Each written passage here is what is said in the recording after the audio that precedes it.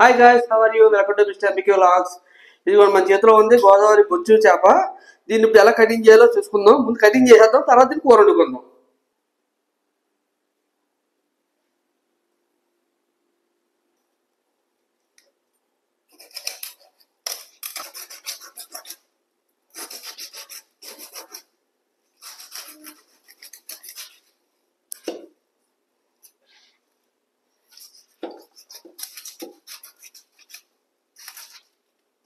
కోసాం కదా, ఇప్పుడు పైన జాయిగా పులుసు ఉంది కదా, పులుసుని మనం జాయిగా మనం చాకు పట్టుకుని ఇలా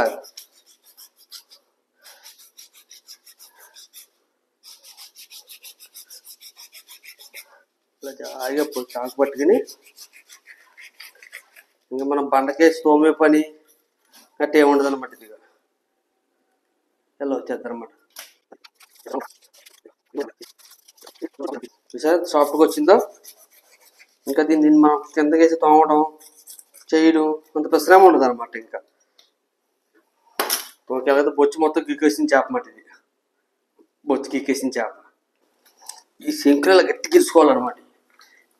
పెద్ద చేప చాలా స్ట్రాంగ్ ఉన్నది చెక్కులు. ఇప్పుడు తలకాయ వరకు పోసేద్దాం.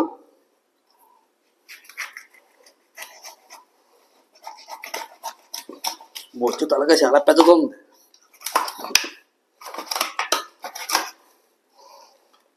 మన సాకులకి ఎదురు సమాధానం చెప్తుంది ఇది. ఓకే ఓకే, చేపకు తలకాయ వేరు చేసేసాం. ఇప్పుడు డస్ట్ అంతా తీసేద్దాం. బుడగ వచ్చింది, చచ్చిపోయింది బుడగ.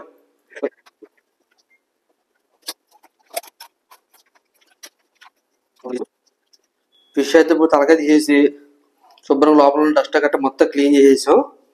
ఇప్పుడు దీన్ని మనం నచ్చిన సైజులో పీసులు కట్ చేసుకుందాం. ఎందుకంటే పెద్ద చేప కదా, పొట్ట ఎక్కువ ఉంది కదా, పొట్ట సపరేట్గా తీసేద్దాం. ఫ్రంట్ పీస్ మొత్తం పొట్ట పీసు చాలా పెద్ద వచ్చింది. పొట్ట పీసు బాగా వచ్చింది, బాగా కొవ్వెక్కిస్తూ ఉంది. ఈ సైజు కోసుకుందాం మనం ఫిష్. ఇంకా మనం ఈ సైజు కోసుకుందాం ఫిష్. పొట్ట ముక్కలు ఇంకా తినగా సుఖం కొట్టాయి అనమాట. ఈ సైజు అయితే మనకు నచ్చిన సైజు నిజంగా కరెక్ట్గా వస్తుంది. సేఫ్ పీసు మీకు ఉడికినప్పుడు కూడా కరెక్ట్ సైజ్ వస్తుంది అనమాట. ఓకే, మనం మొత్తం పీస్ అంతా కటింగ్ చేసుకున్న తర్వాత మన పీసులు అయితే ఇలా వచ్చినాయి. పీస్ మధ్యలో తలకాయ చూడు అంత ఉంది అంటున్నాడు. తలకాయ సగం కనపడుతుంది అంటండి.